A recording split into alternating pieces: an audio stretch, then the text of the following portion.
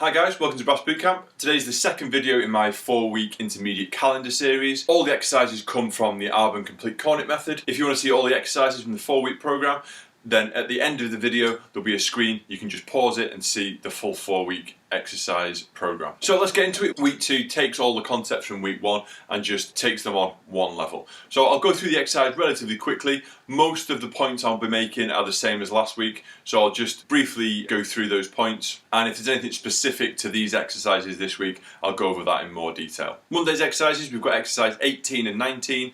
Again, these are working on accuracy and evenness in tone and good tonguing. Crotchet rhythms, for the most part, again, really crisp tonguing, nice clear sound, and consistency between your low, middle and high.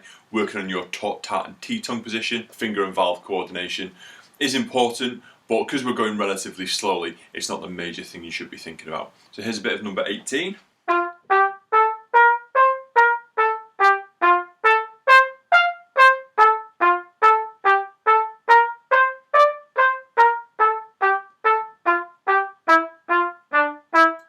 So nice and short notes, crisp to start each one, and nice evenness in range. You'll notice there's F sharp in the key signature, and there's also some D sharps on the second line, which are 2 and 3 valves. Number 19, back to no sharps or flats. There's a few more accidentals in this one, so here's a little bit of number 19.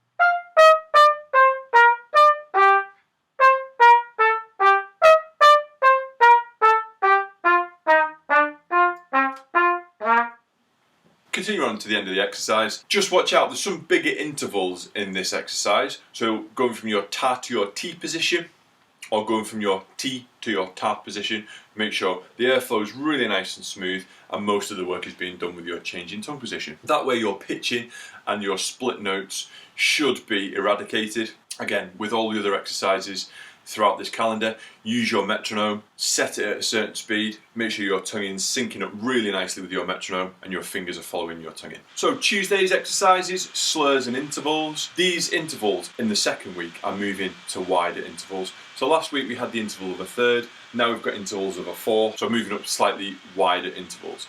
All the same things apply, so make sure your higher notes are always louder than your lower notes, and make sure your tongue position, toi. So with these bigger intervals, you might be moving from an O to an E syllable. So moving your tongue really quickly in your mouth. If you're going toy and your tongue's moving really slowly in your mouth, then you won't get that nice smooth slur. The faster you can move your tongue, then the more smooth your slur will be. Toy. So here's a bit of number 7.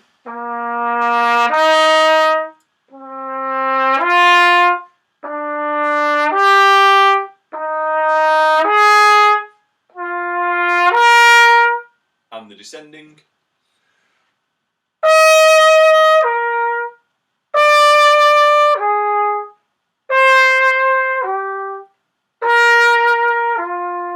So nice and clear, nice tongue position, moving in sync with your fingers. And here's a bit of number 10, same things apply. Number 7 was in 1 flat, watch out for your B flat. Number 10 is in 2 sharps, watch out for your F sharps and C sharps. F sharp's a second valve, low C sharp is 1, 2 and 3, and high C sharp is 1 and 2.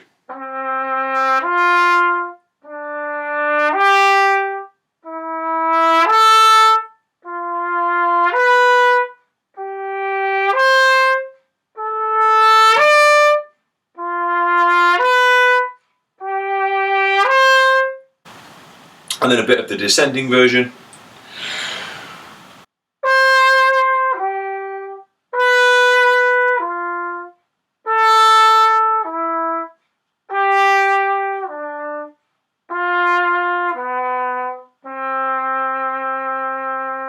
So one thing I didn't mention last week when you're doing these exercises, when you are articulating the notes, you can tongue them quite firmly. Toy or tia. So you can tongue the notes really crisply when they're marked, but make sure you're getting your tongue position nice and quick movements on the slurs and it needs to sound even between your low, middles and highs as usual. So Wednesday's exercise is back to the scales. 2 flats today. B flat major is the key of the scale. 2 flats, B flat and E flat. This one, I think this scale is quite an awkward one actually. I think it's much more difficult than 3 flats, for example. What makes this slightly tricky? So there's 2 little patterns that make it quite tricky. You've got A natural on 1 and 2, and E flat and 2 and 3. So those 2, you've got 1 and 2 notes and you've got 2 and 3 notes, which makes the patterning of this scale slightly more tricky. And then the low half of the scale, the switch between D to E flat to F. That is quite a little tricky movement, that D, E flat, F, because anything involving your 3rd finger will always be more difficult than anything involving your first 2 fingers. Second part of this scale is a nice little pattern at the top. So when you've got your Ds, E flats and Fs at the top of the scale, it's that nice little pattern of switching between 1st and 2nd valves, like this. So that's like the top half and the bottom half. The bottom half's trickier because you've got your 3rd finger involved. The top half's not too bad because you've got a nice pattern. Again, your pivot note in this scale is your A's, so that sort of splits the scale in half. That's how I think about it anyway. So from the top half of your scale is relatively easy, from the B flat higher than the A up to the top, and then the low half is the difficult half because you've got all those 3rd finger notes. Let's hear a bit of number 23.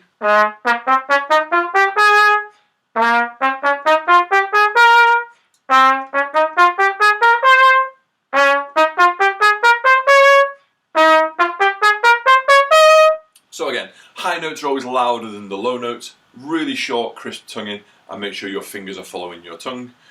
Using your metronome again, start off slowly, increase the speed as you practice this exercise. Number 24 as well, all the same things apply.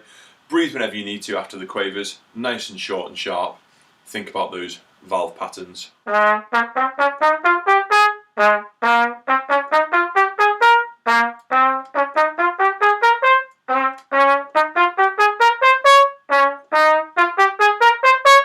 So with all these scale exercises in this calendar, it's the same pattern of notes for every single scale exercise. So the Wednesdays and the Friday exercises, it's the same pattern or the same tune every single time. It's just going through all of your 8 different key signatures. So Thursday's lip slur exercises is exercise 17. If you compare this to number 16, which we did last week, it's going twice as fast. But again, if you're not quite up to going twice the speed as you were last week, then if you just back off the tempo, you can take it half a step faster rather than going straight ahead and doubling the speed. A lot of the same things apply as last week. You've got all your alternative fingers written under the notes, and all those alternative fingerings apply for each set of 2 bars. So basically each 2 bars is on the same set of valves. Like I said last week, smooth breathing, really fast, smooth tongue position. You don't want much variation in your airflow because that will affect the smoothness. Likewise, you don't want too much tongue position because that affects the tone of the notes as well. So nice airflow and tongue position, both of equal importance. So here's a bit of number 17.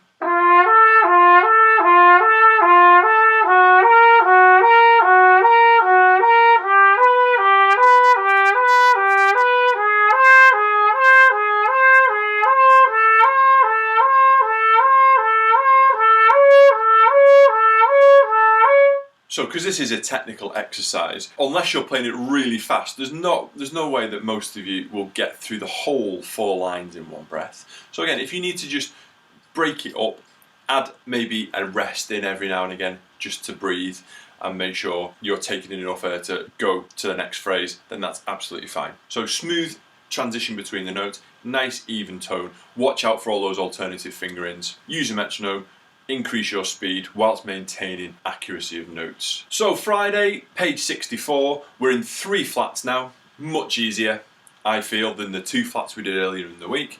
So this has got a nice little pattern to it. So E flat, F and G is the same as A flat, B flat and C. So you've got that 2 and 3 first open, 2 and 3 first open pattern. You'll find that scales that have repeated patterns within the scale are much easier to practice and much more fluent to play. So 2 and 3 first open, 2 and 3 first open, nice and easy. The same pattern at the top of the scale, D, E flat, F, that swapping of first and second valves over, is exactly the same pattern that we practiced on Wednesday's B flat major scale exercise. So today's E flat major scale. I'll play you a little bit of both the exercises. Again, they're exactly the same pattern, exactly the same tune. We're after exactly the same things: evenness in tonguing, crisp short notes, nice coordination between our fingers and our tongue, and consistent sound throughout our range and throughout our different tongue positions.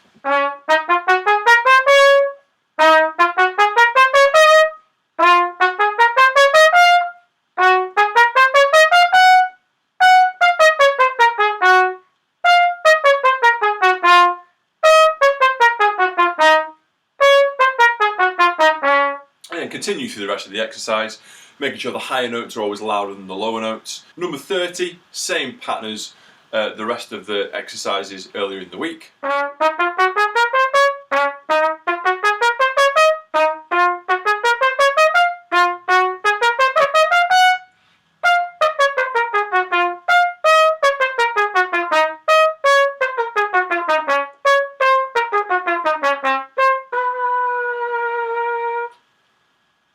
Sticky valve. So nice flat scale exercises in week 2, 2 flats and 3 flats. These are grouped together because they do share some similar combinations of valves between the two scales. So on to our weekend exercises. We've got our triplet exercises and our semi-quaver exercises. It's exercise 2 of both sections. Here we go on exercise 2 on page 132, which is the triplet one.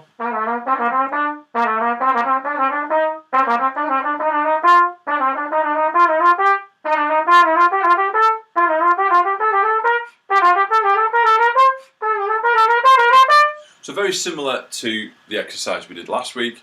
This time your tongue's tonguing every quaver. Ta, ta, ta, ta, ta, ta, ta. Nice and clean, smooth breathing. And again, your fingers are following your tongue in. Every first note of the group, the T happens, and your fingers are going to meet up exactly with that. These exercises are written twice as fast as last week's. But again, if you can't manage to go twice as fast, you can back off the tempo and get that half step faster rather than doubling the speed straight away. One thing in this exercise that you might notice, there's some number 3s written under some of your E notes. Arban does that a lot in his book. He writes, when you've got D to E, it is quite an awkward valve combination. If you play your E on third valve, you can go ta-da-da-da. So some of you might find that easier. Again, I've practiced it both ways. I've still not really made my mind up which I prefer. It just, wherever the mood takes me. So make sure you practice your D's to E's like this and like that.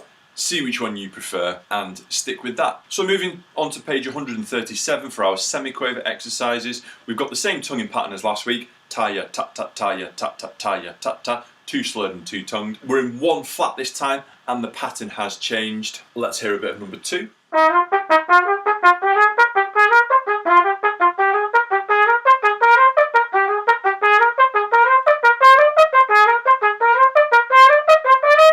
So again, you don't have to play it that fast. As long as it's accurate and clear and crisp with an even sound, then you'll be doing the right thing. Use your metronome, 10 beats per minute up and 5 beats per minute down.